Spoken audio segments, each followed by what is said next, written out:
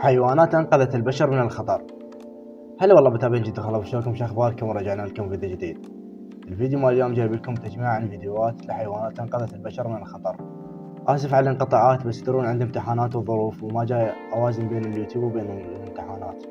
اللي أريده من عندكم دعمكم، تنزلون تحطون لايك، تشتركون بالقناة، قناة جدة خلاف. ويلا خلينا نشوف الفيديو.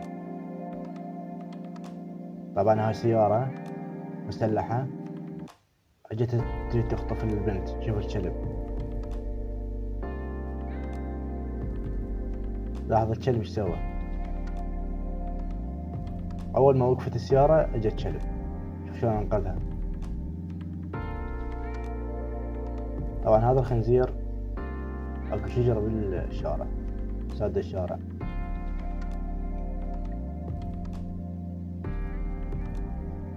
طبعا هاي البنت غرقت بالماي، هي ما غرقت بس وانما جاي تمثل انها غرقانة. شوفوا الكلب ايش سوى. سبحان الله، ذكاء الكلب.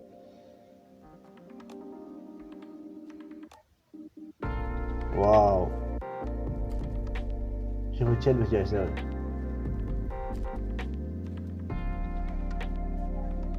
هذا الشخص سوى نفسه واقع بالحفرة وجي الكلب انقذه.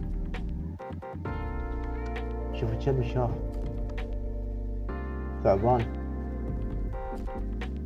يعني لما الكلب يركض ورا الثعبان كان ما حس الرجال.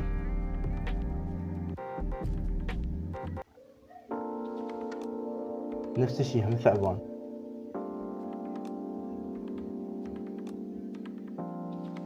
يا اخي ذكاء الكلب ذكاء خارق، سبحان الله.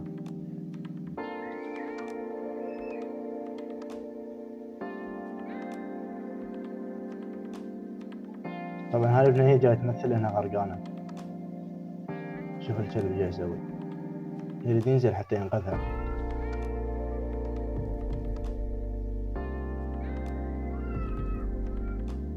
نزل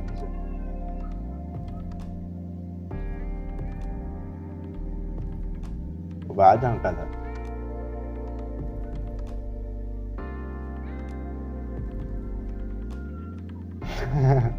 شوف السيارة غرقانة بالماء، شوف الكلب جاي يسوي، جاي يعاون بصاحبه.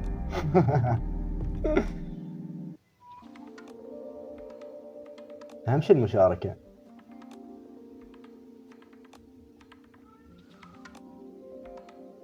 طبعا هاي مجموعة من الخنازير هجمت على الناس. شوف الكلب ايش سوى،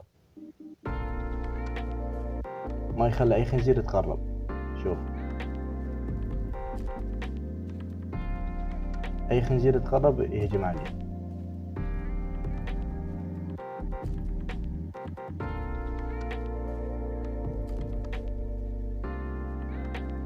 طبعا هذا الرجال نايم بالشارع، شخص تقرب من عنده. شوف ايش سوى الكلب، سبحان الله.